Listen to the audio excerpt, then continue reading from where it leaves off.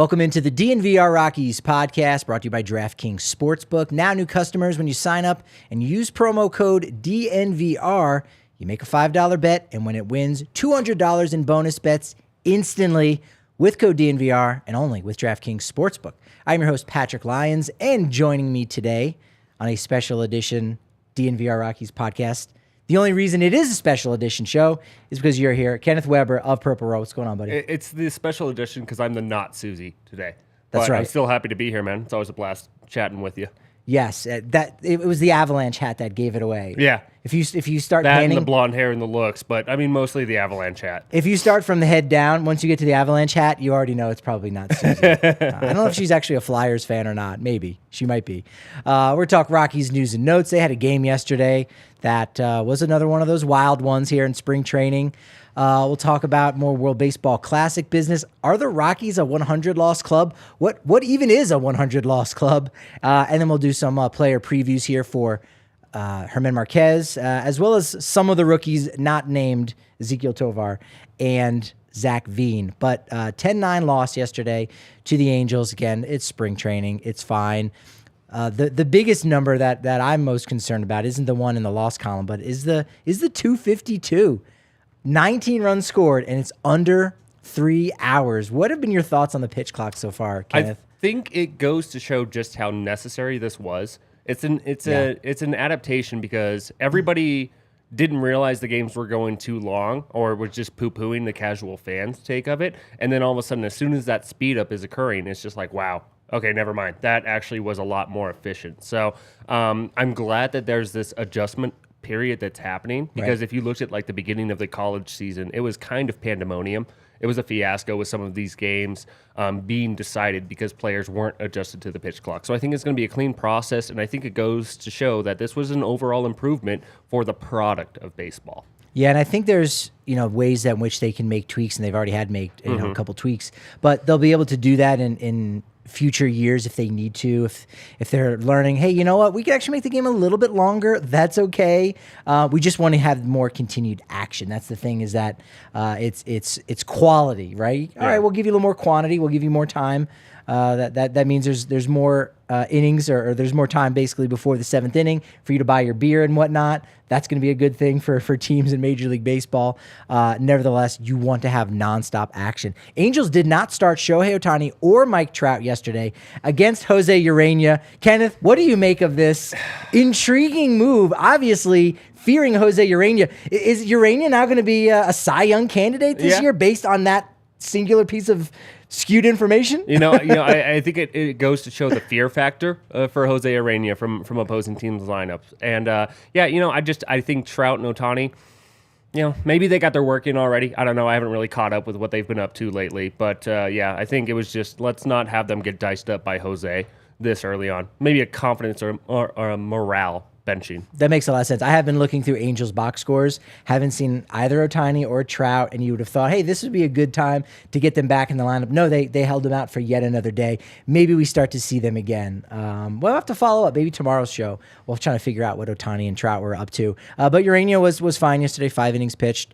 5 earned runs. The innings pitched is the biggest thing. 5, okay, now you're ready to make that start there in the first week. Probably in San Diego. He'll probably be the number 3 starter there for the Rockies, so we'll see him there. Pierce Johnson, Dinelson Lamet each had a scoreless inning, 2 strikeouts each. Elehuris Montero, again, with the bat, 2 for 4, had himself an RBI, a double.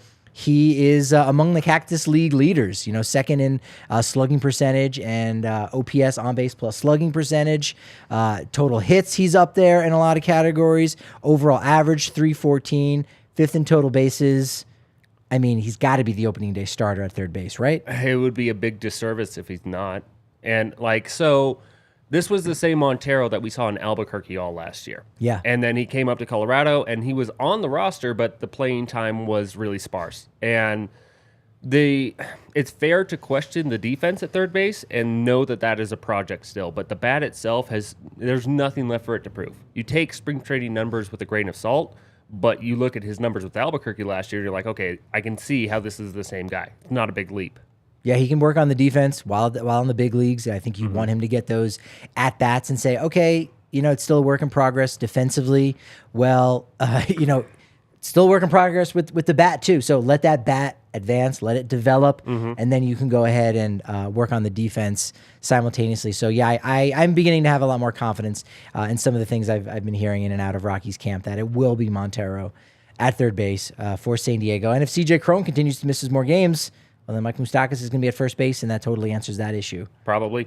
Yeah, unless there's a surprise with Toglia, but I don't see that happening. So, yeah, it makes sense. We're not having to make far stretches to make this work. It's true. Ezekiel Tovar, home run, his second of the spring, was 2 for 3, 2 runs, 3 RBI. And then Brian Serven, a guy who has been striking out a lot in spring training, but that's not really his player profile. He's usually been in around the 20% mark in the minors. Even last year with the Rockies, he was at like 21.5%, whatever it was. So I'm not too concerned with that. I'd be curious to catch up with him and kind of find out, like, well, Elias Diaz wasn't around, so now how much of that work are you doing in getting your pitchers ready? Because now his workload may have doubled there. And, is he skipping batting practice? That wouldn't surprise me necessarily, as far as, trying to pick up a little bit of the load with Diaz out and Willie McIver being the only other guy. There's Jonathan Morales is there, but there's not that, classic third string catcher, that Ryan Hannigan, if you will, on the roster to maybe pick up the load. So Serven gets a pass. It was nice to see him rope 2 doubles and score a run in Wednesday's ball game. Yeah, and I mean, when we talk realistically about what Brian Serven's role is, what his job is, he is a defensive first profile. He's a backup catcher. And so, yeah, the spring training numbers aren't great, but spring training numbers are kind of meaningless a lot of the time. So as long as he comes out, is productive, and gets comfortable back into the role that he kind of showed a good comfort level in all throughout last season, that's all you ask for out of Brian Serven. So take it with a grain of salt and understand that once the routine gets back into place, he should be fine. Yeah, I think he will be. Next game is Friday. Rockies are off today, so you're gonna have to find something to do. No World Baseball Classic, that obviously is over. Take a nap. Drink some water. Yeah, catch up. I mean, we're a week from opening day right now. 1 week away, so recuperate. Got to get yourself ready. Take a day. The Rockies are doing it. Marquez on the hill Friday night. That game can be heard somewhere, hopefully. I don't think KOA is planning on broadcasting that game. It's not going to be on AT&T Sportsnet or Root Sports. This is going to be a recurring theme throughout the season. Well, not so much on the radio broadcast side, right, but on the television broadcast side. Well, try to find it. Yeah, Saturday and Sunday's game will be on AT&T Sportsnet or whatever they want to call it. Kale, do we have any news? Is it going to be a DNVR Sportsnet? Like, is there going to be any kind of hostile takeover, perhaps? I mean, I'm ready. I can do a little play-by-play or sideline reporting, if you will, but I think Goodman and Jeff Houston, I think their jobs are safe. Yeah, no news on that front, I'm afraid. Maybe a Twitch stream. It's a rumor out there that I'm kind of starting, so that's fine. Maybe Milwaukee will have the game tomorrow. There you go. That'll be at 2:10. Listen to Bob Uecker on the radio. Let's find that on MLB. He's still doing it, huh? I think so. He's trying to. I don't know if he does spring training. Hold those dentures in his mouth. You can do whatever he wants. That man is a treasure. He is. Yeah. Mr. Belvedere, never forget. Let's talk about some of the top spring performers on the pitching side, because again, it is only spring training, but you can be hopeful. If a guy is struggling, someone like Ryan Feltner has an ERA up around 10. A lot of that has to do with one real bad outing, and you can go, that's okay. He's working on some stuff. Same thing with Gomber. He's working on a pitch, so that'll play well at altitude. We're not at altitude right now in Cactus League, so you can kind of make excuses for that. But you can get hyped on the guys who've been pitching well, and on the starting pitching side, besides Marquez, who looked incredible in Las Vegas last weekend. 5 innings of shutout baseball. Probably could have gone a 6. I think his pitch count might have been only at like 68, give or take. He's been really well, and so has Karl Kauffman. Really good numbers from those two guys, and I think Kauffman, and we actually did something fun with Blake Street Banner, and I had Karl Kauffman as my one rookie to get the most experience in the big leagues this year, because Blair Calvo, Gavin Hollowell, there's a couple guys who still have rookie eligibility on the 40-man, but I kind of bucked the trend and said, I think Karl Kauffman, late in the season is going to make a couple starts, and so, that could pump his innings up past 50, which is usually what you might see out of a rookie pitcher in a good year. So Marquez, Karl Kauffman, looking solid so far this spring. Yeah, and I mean, Marquez, that's a bigger conversation to have because that is a very critical piece for this Rockies team as a whole. Sure. But Karl Kauffman, the entire, the past 3 years, it's been Peter Lambert, Ryan Rolison. These are the guys that are the pitching depth for it. 3 years. Yeah. 3 years in a row, yes. So that's always been the prominent conversation. However, it's never really come to fruition. So somebody like Ryan Feltner, though, rises through the system, ends up becoming that immediate piece of depth. Karl Kauffman is kind of following that same trajectory. And last year, and he got pushed very hard after being drafted out of Michigan, sat out, then pandemic happens, and immediately goes to Double-A. So, like, he was pitching against more advanced competition. He was given an aggressive promotion, and he was succeeding for the most part. He just had to kind of repeat levels a few times. And then he gets up to Triple-A last year.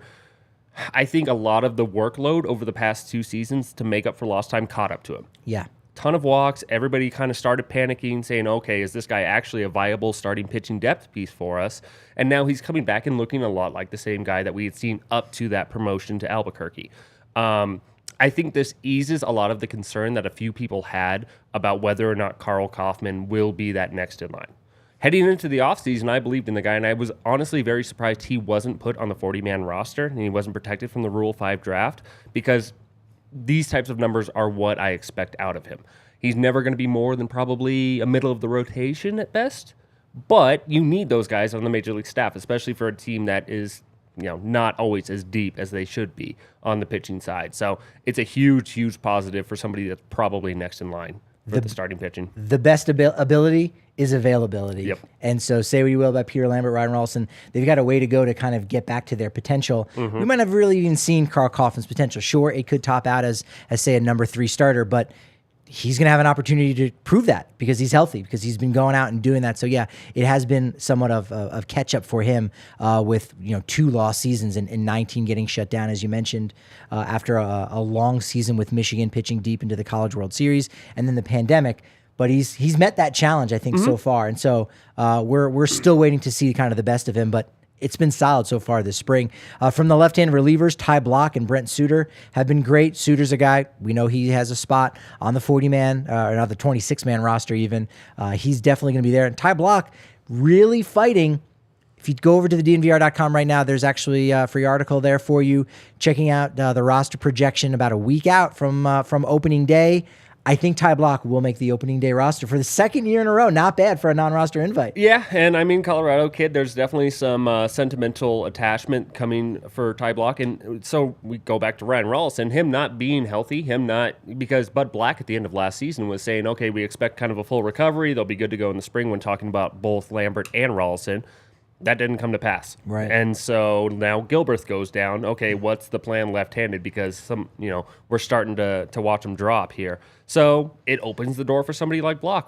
He's not going to be amazing. He's not going to be spectacular, but he is going to be somebody that can be major league caliber. So that's what got him to the roster last year. Some opportunity, and him being, just that old reliable, could get him a spot again this year. Wouldn't surprise me. It's an unofficial record, but I believe, and I heard this from the man himself, and I've backed it up. Heath seems to think it's a record, but Jamie Wright, former Rockies pitcher, right-hander too, not even a lefty, but 7 consecutive years, he reported to camp as a non-roster invite. In all 7 years, he made the opening day roster. So Ty Blach could go 2 for 2 here. So he's on the path to possibly to get to that mark at some point. I think that started with Colorado again, his I second time believe around. so, yeah. Because he pitched 2 years with Colorado, and then it goes just one team at a time pretty much from that point on. So Yeah. wouldn't be surprised if it started there. But, I mean, when you are a veteran pitcher, so the term veteran gets overused sometimes, but somebody that can just show up, compete, and be effective out of nowhere, like a Wright, like a Blach, that's kind of what that term veteran is there's some professionalism and some experience that makes him, capable. From the right-handed relievers, Dinelson Lamet has looked fantastic. Yep. I think he's really due for a breakout year. Justin Lawrence is everybody's kind of breakout candidate probably for this Rockies bullpen. And then Nick Mears, a guy who was really solid all spring. And that was kind of surprising the other day when he did get reassigned, because I thought he was going to make the bullpen. I thought he was going to make the opening day roster. He does not, but he still has that really solid upside. That was a nice waiver wire pickup for the Rockies this offseason. That fastball is explosive. Yeah. Like, it stands out. And that's one thing you need out of a bullpen is not just major league pitchers, but different looks. I mean, that's the one thing that you can be a little fearful of when it comes to Suter and Hand being a lot of the same profile. How much is that really going to throw off a lineup? Being able to go from a sidearm righty in Justin Lawrence that can touch 100 with some sink on it to Nick Mears with an over-the-top aggressive 100, and then throw in somebody like Lamet who has a pretty mean wipeout slider along the way. Those are different looks that make it very difficult for a lineup to go one at a time against in late innings, and that ultimately is what crafts a good bullpen. So, yeah, I'm a little surprised, too, that Mears didn't quite get the nod, but that goes to show maybe some of the bigger plans that they have for a few other guys. But he's a very good acquisition and a very good piece that they can bring along the way. We talked about this a little bit yesterday, the sneaky goodness of the Rockies bullpen. Mm-hmm. If we set the over-under at 15.5, are you taking the over or under for where the Rockies bullpen will be at the end of the season? Will they be in the top 15 bullpens gotcha. or bottom 15? It's so volatile. I honestly can't say it with any confidence. I think as a collective group, I can do top 15. I feel a lot better about a bigger role for Justin Lawrence this year and Daniel Bard kind of being the same guy he was last year than Alex Colomé being a prominent setup guy. Right. So I like the pieces better. That said, man, I've seen a ton of great bullpens on paper that turned into trash. So I don't know. I mean, this is the hardest one to predict because from year to year, it's just you're going to get what you're going to get, and who knows. Sure. I think the Phillies bullpen this year is going to be magnificent, but I also think that is a snake-bitten franchise when it comes to bullpens, like the Tigers of the 2010s. So if they end up being 25th again, I wouldn't be surprised at that either. Very true. But they have the potential, which is probably been a rarity in the past for the Rockies bullpen. What's not a rarity is a good time here on the corner of Colfax and York at the DNVR bar. It's a place where diehards, you get 15% off your food and drink, 20% off all the gear at DNVRlocker.com, 20% off Party Bus. 20% off all of our takeovers and watch parties. Head over to DNVRlocker.com to get your tickets. I think we still have some left for the big takeover on April 29th against the Diamondbacks. Diamondbacks Rockies for the first time. People can actually get excited now, Kenneth. Huh? This is going to be a good takeover. This is going to be the blood feud. You're going to see it start to form now. It's going to be, in 5 years, we're going to look back when Ezekiel Tovar and Zach Veen are duking it out with Jordan Lawler and Corbin Carroll. You're going to be like, I remember when we were at the ground floor of that. So you get 20% off if you're a diehard for the takeover. You get a little voucher there that you can use at the ballpark to get some couple bucks off your foods, and you get a free shirt, a brand new one that looks amazing. And then according to Kenneth's guarantee, we're going to have a bench clearing brawl. So, I mean, this is a big one that you need to make sure that you go. Although, read the fine print that we cannot guarantee. We can't give you your money back if there's no brawl. I can't guarantee that the benches will fully clear. No, so benches will clear, but I can't guarantee the bullpen doors will open. Let's go with that. I think that's probably why the Breitich barrier is so high. They didn't want they didn't want the relievers jumping over like we saw in they saw the Carlos brawl. Estevez do a backflip up, straight from the steps. Yeah, the Breitich was really just to hold the relievers in if you needed to. You had to harness them. You can't hold back the cool that is. This is not a Zach Veen model glasses. These are not. But he approves of them. We know he would approve of them. These are from Shady Rays. Shady Rays, independent sunglass company that offers world-class products that's just as good as any expensive pair that you've ever worn. In fact, you can check them out in person at the Park Meadows Mall.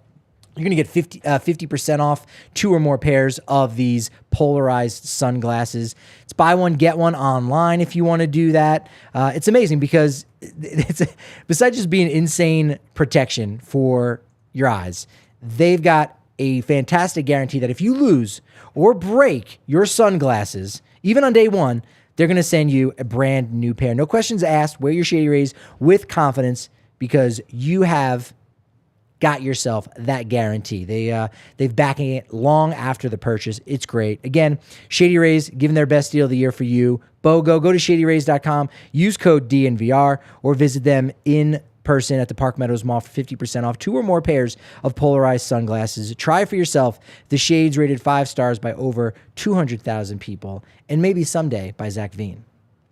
Maybe. Definitely someday. Someday. Should be. Probably should be. When you get hurt, whether not when it comes to baseball, we've got some folks that are hurting with baseball right now. They love the World Baseball Classic. It was beautiful. It was wondrous. And now we're dealing with the Colorado Rockies. We're going to have some fun. We will. But if you've been hurt more physically, Backus and Shanker is the way to go. They're winning for Colorado families. They've done it to the tune of over $1 billion. It was nice to actually have them. I don't think anyone was on a show, but they were here at the bar hanging out with us a little bit, and it was cool catching up with those guys. You see them all over town. I even see them on YouTube, and it's great. It's a testament to how good they're able to work for you, because they do it for free. Their consultation is free. They could even work on your case for free. Everything is free until they win you money. Again, $1 billion is the total that they are now up to and over. They've got 30 lawyers, 100 folks on staff. They've got the power to win your case. They are in Denver, Aurora, Inglewood, and Fort Collins. That's where you can go check out their offices if you want to speak with them in person, or go to coloradolaw.net. Backus and Shanker helps with all kinds of injuries where it just wasn't your fault. Car accidents, motorcycle accidents, rideshare, pedestrians, trucks. They can even help if you've been injured at work. So call them at 222-2222 to find out if you have a case for free, because Backus and Shanker wins. They will win at least 63 times this year. They're not going to lose 100 times either. Very easy over. No, they're not. We'll talk about that in a second, but fever pitch right now in Mexico for the World Baseball Classic. It's got me thinking, you know what? It's still probably a long shot for Mexico to get one of the expansion teams that should be coming here in just a little while. We talked about that a couple weeks ago. Go ahead and check that out on the DNVR Sports channel on YouTube. That was a fun conversation.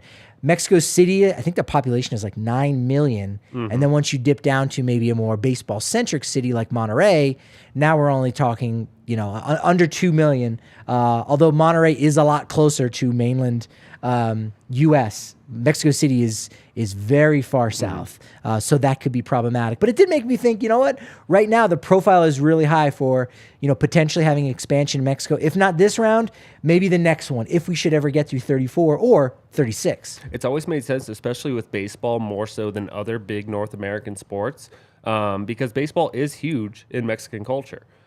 So for them to have Team Mexico bring it to a national stage the way they did, and it was such a great Cinderella story to watch all the way through. I think it helps raise the spirits of the game and being a possibility of being able to join MLB, because there was kind of some black eye between the Major League Baseball and Mexico in 2018 when they instituted a ban on signing Mexican professional players. I think that this really helps raise some spirits about not only the game being or Mexico being a part of the game, but also Major League Baseball really incorporating that country a little bit more after some of the fallout that they went through in the late 2010s. If not expansion, still a definite opportunity to grow the game down there and invest and say, Absolutely. Hey man, there's Luis Arias, even said it that, hey, we inspired a lot of kids back home, and quote, hopefully they get a chance to play this game. Like, hell yeah. That's the thing. If they're not even playing it, they're not going to be able to get into it. So invest in that. I think that's amazing. Yep. The DNA of a 100-loss team, we've kind of been talking about it recently. We know what a 100-win team looks like, or might look like. A 100-loss team, it's also something you don't necessarily talk about because things end up going wrong, and you kind of can't account for that. You can look at the players.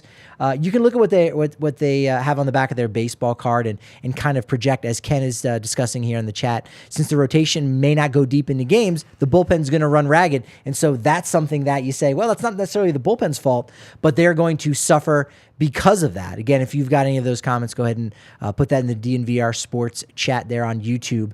But that's a good point about how these things can kind of spill over to one another, and it's hard to know and account and say, well, if all of these things go wrong, which you're never going to say, you know what, I've looked at so and so's MRI, and I think he's gonna, his elbow's gonna break down, his shoulder's gonna, he's gonna have some issues. Say that until the New York Mets look at Kumar Rocker's MRI. Yeah, exactly. So it's hard to know exactly what is in the DNA of a 100-loss team, but the more I try to not make it fit for the Rockies, but see if it takes, right? Can I really see that? Like, we're doing that with the Diamondbacks and say, yeah, you know what? They can make the postseason this year, even in that tough NL West. Could that happen? You know what? Yeah, you try that out. The more I try with the Rockies, the more I say they're not going to lose 100 games this year, unfortunately. Yeah. Fortunately or unfortunately. Well, it's talking. It's looking at kind of best case and worst case scenarios, or ceilings and floors. Yeah. So right now, when you look at the Dodgers, and we talk about what a 100-win team looks like, not only are you able to look at the Dodgers starting lineup and the ideal fit, the best case scenario, because you look at the Dodgers on there and you're looking at 110 wins, a runaway team. But then you also look at the amount of depth that they have to cover some of those losses along the way over the point of a 162-game season. That's the worst case scenario where you see the Dodgers maybe finishing just a hair short of that threshold. But you see the happy median of, okay, this team should probably be around that 100-win mark because of not only the high end, but also the depth to keep that floor up. When it comes to talking about the Rockies, you have to squint really hard to see the high end of being kind of a 500 team. You know, that's kind of the ideal. What the owner thinks. Yeah, that's kind of that the was ideal. before all the injuries. So that's the we think we can play 500 ball. That's like the ceiling. Yeah. And that's where you have to look too hard to find. But then you look at the lack of depth. We talk about Karl Kauffman kind of being the only piece right now for the rotation. Well, Sensatella is already going to be out for half of the year. If you lose one of Freeland and Marquez, if not both, that sinks the ship even harder. And so, yeah, they've done enough kind of ancillary moves to keep them to plateau as still not being a great team. But things would have to fall a lot harder for them to get to 100 losses. But it's easier to see that happening than to see them post a winning record. And that's the hard part. Sure. Yeah. They'll be a lot closer to 100 losses than they will 81 wins.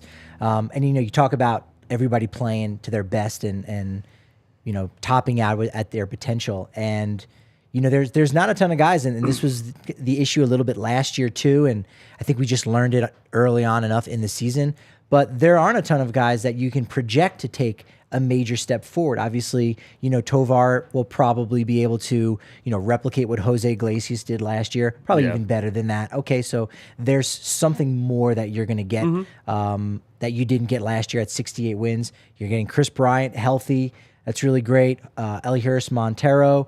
Now, Elehuris Montero, all he's really doing is replacing Brendan Rodgers because you still got Ryan McMahon there. So again, where are you getting something more to get, beyond 68 wins? It's more than likely that you're going to get less than that. Is it going to be, 6 less wins and you're only going to win 62?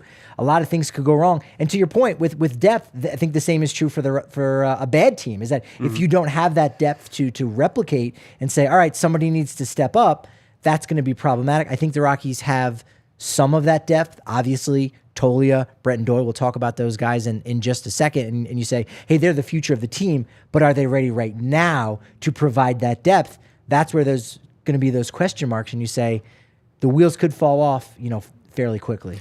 That's what really makes the Brendan Rodgers injury hurt the most is we talk about kind of boom potential, somebody who could break out. And Tovar does have the chance, but you also have to take Tovar with a grain of salt. You have to have some sympathy for the fact that he's going to be a rookie for a full season, handed a starting job.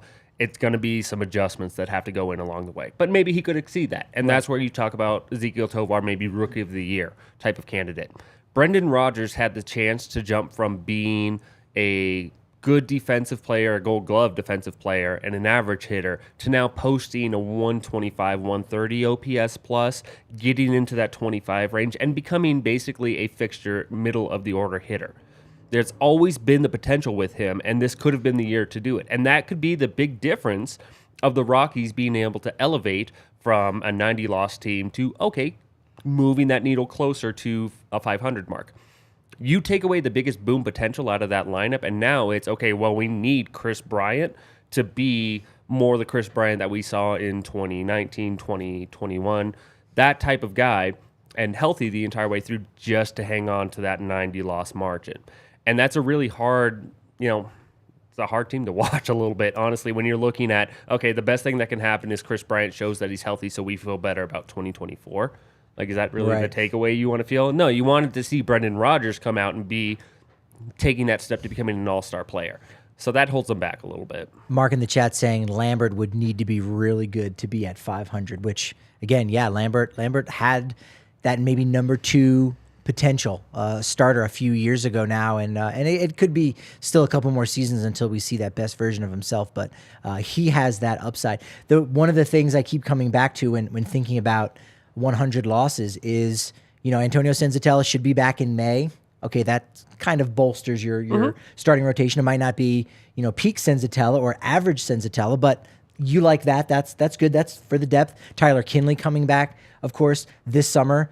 You've got the concerns about CJ Cron with his back issues, Charlie Blackmon, and then other guys who, if they get hurt, the Rockies will have them maybe in the second half rather than maybe trading them. So that's where it becomes problematic, because you say, if at least at the trade deadline, you get rid of some of these pieces that are not going to be a part of your future, you're going to get something back and, again, make your future a little bit brighter. Had they done that better in 2020, 21, 2022, you maybe throw in 2019, the last 4 years, 4 straight losing seasons, we probably wouldn't have been in this predicament in the first place. The same thing with last year. They lacked a depth. There was just a black hole in the upper levels of the minors, and now that's finally catching up, which is a good thing. But if they don't trade those guys simply because they need to make sure they get to the 63 win total, which is something that is not beyond this organization, okay, great, you avoided 100 losses, but you just shot yourself in the foot yet again. And you damage the future of your franchise. Yeah, and I think one of my biggest takeaways from that, or one of the biggest disappointments with that mentality, is you're taking away the opportunity for somebody to get more experience, so that way when you are competitive, they're a little bit more adjusted to the major league game. Right. Is it really worth having Randall Grichuk get 400 plate appearances this year just to make sure you're on the right side of 100?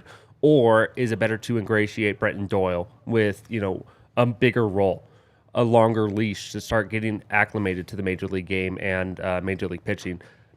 I'm on the latter. And I think that that's the silver lining of basically not expecting to be a very good team, is the low expectations allow you to have some learning curves, some bumps in the road that you can endure. So that way, when it's 2024 and 2025 and what you've envisioned the entire time, now they're prepared for it better than they would be if they're just being thrown into the fire right away. Baseball season's here, man. DraftKings Sportsbook is where it's at. New customers, you use that code DNVR, place a $5 bet, and when it wins, $200 in bonus bets instantly. The NBA's got their no-sweat same-game parlays that'll help you out even if you miss the mark and you lose on that. If you won't go in triple-double for Nikola Jokic every game, you probably can't miss on that. You're going to feel good winning a couple bucks. There's still some spring training games going down. I think the last one's probably on Monday, maybe Tuesday. Rockies usually have like the last spring training game. So it's like Mariners, Rockies are the last one on Tuesday. So you still have plenty of more of those games to bet on. End of season predictions. Who's going to win the big awards? Is it going to be Ezekiel Tovar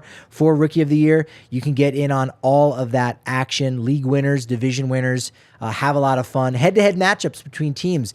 Head-to-head matchups between players and home runs. Ohtani versus Kyle Tucker. I mean, Ohtani's going to hit more home runs, right? Like, that's got to happen. You can make that bet on DraftKings Sportsbook, and make sure you use promo code DNVR when you do. $5 bet turns into $200 in bonus bets instantly, only with code DNVR and only on DraftKings Sportsbook. Minimum age and eligibility restrictions apply. See show notes for details. And our friends at FOCO, man, they're the leading manufacturer of sports and entertainment merchandise. We love our spring training bobblehead here on set. It looks amazing. It's best officially licensed gear that you can get around. And right now, they want to give you 10% off all non-presale promo items when you use code DNVR. They've got some amazing bobbleheads. I think they even have they've got all Team USA bobbleheads from the World Baseball Classic. Sweet. Yeah, they look. It's one where you go, I got to get the whole set. I got to get the whole team. I would have felt obligated to get the entire set if they had won it all. Now I might just cherry pick kind of my favorites. If you're a Rockies fan, a Kyle Freeland Team USA bobblehead, that's dope. Even Daniel Bard. I mean, again, you're right. Yeah. There's not a ton of Rockies guys and a ton of Rockies pitchers who've ever played for Team USA. Sport it. In the World Baseball Classic. It's an investment. It is. Hey, that kid struck out Shohei Ohtani on the biggest stage. Mm-hmm. That's Kyle Freeland for you. And that's FOCO. Again, Colorado Sports and all across the land. They've got some amazing gear for all the teams. Promo code DNVR gets you 10% off all non-presale items. Let's talk about Germán Márquez and maybe a little bit Jose Urania and Ryan Feltner. But Germán Márquez is the guy this year for the Colorado Rockies after a frustrating 2022. He was able to finish with an ERA under 5 only thanks to a correction made by the official scorer there in his last outing. Otherwise, it was going to be 5 on the nose. It ends up being 4.95. But for a player who was an all-star in 2021, getting to pitch at his home ballpark at Coors Field during that all-star game, it was a little bit of a disappointing season for Marquez on a whole. Oh, big time. I mean, this was a bona fide ace for a major league staff. And so, the Rockies can be a bit of a laughing stock when it comes to pundits from around the league. Nobody really doubted just how good Germán Márquez is. And he is a legit number one that the team is banking and planning around him staying a legit number one.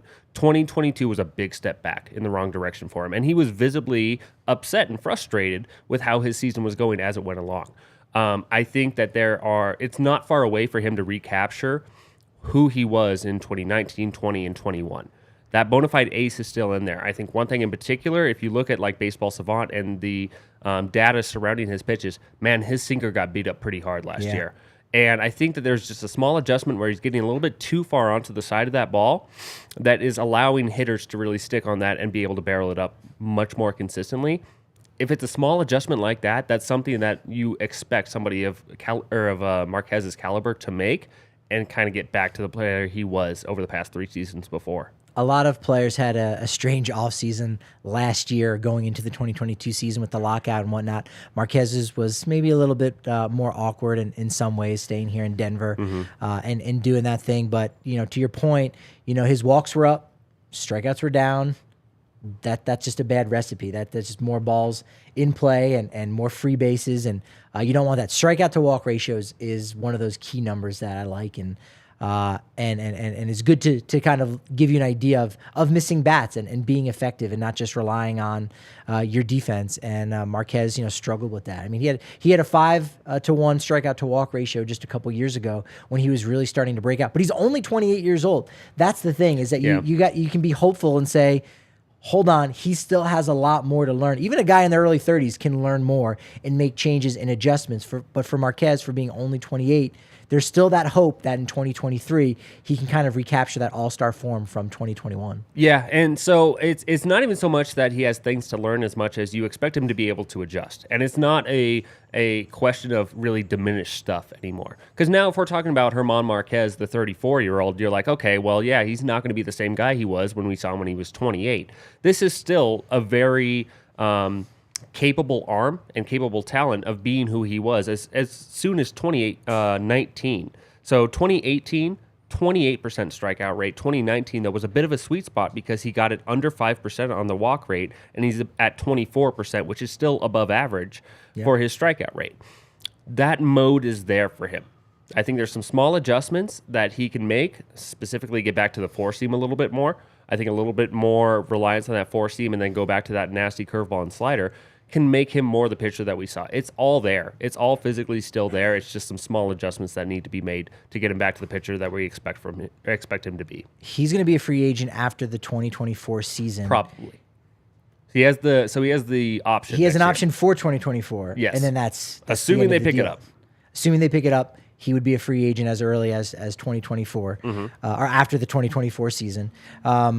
Is this kind of a make or break here? Do the Rockies need to maybe see something out of him to extend him to go further beyond that? Or are they going to just give him a qualifying offer potentially after the 2024 season, let him go? Or are we dealing with maybe a case of Ubaldo Jimenez 2.0? Yeah. And his value maybe continues to dip and then you just kind of offload him at some point. I don't see them doing that where they would offload him. I think they would just kind of let it run its course. But are you concerned that we could have another Ubaldo Jimenez on our hands? I mean, I think the Rockies over the past 2-3 years have made it very clear that he's an untouchable in their eyes. Right. So if it gets to the point where, because it almost feels like it has to be a foregone conclusion that they bring him out there again for 2024. And then from there, yes, I believe that if we're seeing the same pitcher that we saw in 2022 kind of over 23 and part of 24, then yeah, at that point you probably move on from him, and there could be realistically a trade at that point.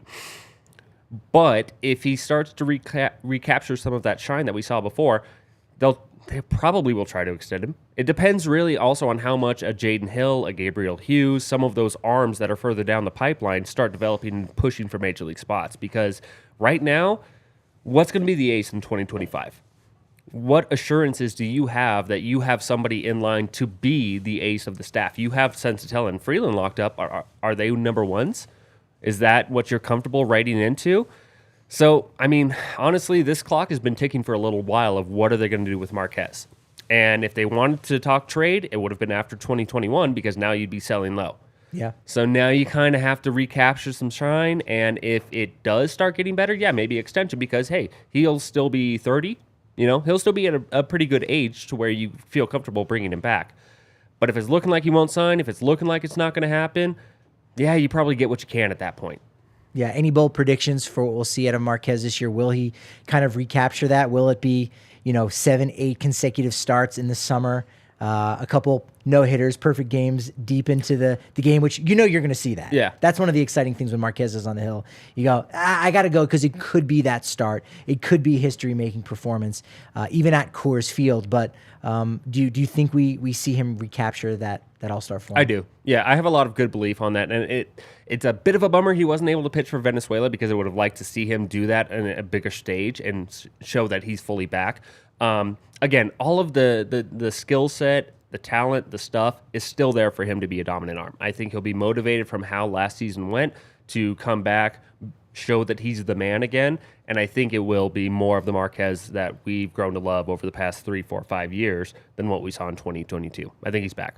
Multiple full perfect games. I'm okay with that. Okay with that. Yeah. Before we get out of here, prospects that are not Tovar or Zach Veen, who do you think could make the biggest impact where people, this time next year or in the off season are buzzing most about? Is it going to be the 3 guys that are already on the 40-man, have already debuted, at least as far as Toglia and Gavin Hollowell are concerned, Brent and Doyle we should see? Is it one of those 3 guys, or do you have maybe more of a dark horse guy that people will be buzzing about a little bit more by the end of the year? Yeah, I mean, well, first the buzz is going to be about Zach Veen, but that's a bigger conversation. I think Brenton Doyle, first of all, has put up an excellent spring that doesn't get talked about quite enough. True. And I think that the skill set is there for him to be a very dynamic and exciting player. There's no questions about him being able to handle center field. And that is a huge thing for a team that plays their home games at the biggest outfield in all of Major League Baseball. He made adjustments in the second half of last year that he carried over through his time in Hartford and into Albuquerque, and he just terrorized the league. And he's kind of showing that same hitter right now in spring training. That's a huge difference maker. If the Rockies can move on from Daza, Grichuk, a little bit of uncertainty, even though I think Daza has been excellent for the role that he's been given, if they come in and they have a borderline all-star that they can start showing out there in center field every single day, you feel a whole lot better about how this lineup is progressing because now it's Brenton Doyle and Ezekiel Tovar. And oh, by the way, Zach Veen is coming. He's going to be playing over in right field. And you have Toglia, you have Grant Levine maybe steps up. Now you start seeing the pieces start to come instead of we're waiting for the big one to show up. Now we're waiting for the 4th one, the 5th one, the 6th one to start rounding out this core as a whole. I think Brenton Doyle could be a very, very impact player if he shows the player that he was at the end of 2022 is the one he's going to be moving forward. Yeah, I think Tolia's got the most power, obviously, and so he's going to attract a lot of attention for that. But Doyle, just the overall, all-around player. I mean, we've seen it with 5 stolen bases already this spring. So the 5-tool player, like it's a cliche term, but in Doyle's case, it's true. Dude flies, has great defense, has some power to it. There's going to be strikeouts that are part of his game, and that's just the one thing. Whether that's going to be the difference between him being Drew Stubbs maybe for a career where you see it in flashes of potential, or him actually taking that step and becoming a big time, all-star center fielder. The talent's there for him to do it. I think that's one of the reasons why you saw Daza play a little bit of left field in spring training was to say, hey, Jonathan, get used to left because when Doyle comes up, he's going to be the center fielder, and we're going to be the spot for you to check out on Twitter at DNVR_Rockies for all things Rockies content. We can pick up the conversation over there or in the Diehards Only Discord as well. At Patrick D. Lyons is where I'm at on Twitter. Kenneth, go ahead and plug away. At KDub1988 on Twitter. You can find me over at Purple Row on Mondays. got the Pebble Report, got my rock piles, got minor league previews going on right now. I'm just doing all the stuff and things over there. And hopefully we hear you on the Rocky Mountain Rooftop podcast. Shout out to those guys, Skylar and Evan. We see you. We feel you. We like what you're doing over there. I'll be hanging out. That's it. This has been wonderful and momentous, dare I say, but you know what they say about momentum in the podcast and baseball world. It's only as good as your next show. So, of course, we will see you tomorrow at 11 a.m. on the DNVR Sports channel here on YouTube.